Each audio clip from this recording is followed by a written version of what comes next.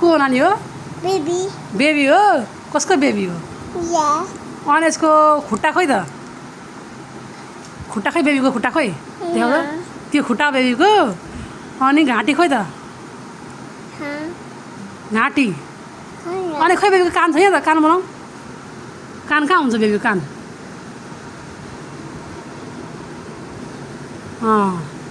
कपाल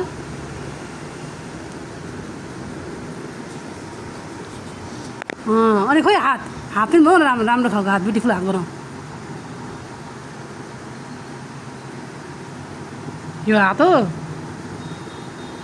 खोइ हेरौँ त वाउ कस्तो राम्रो बनायो तिमीले आराम आहा कस्तो राम्रो बनायो बेबी त बेबी सुतिरहेको छ हो छोरी आहा लु अब हाँसिदेऊ त खोइ त हाँस्यो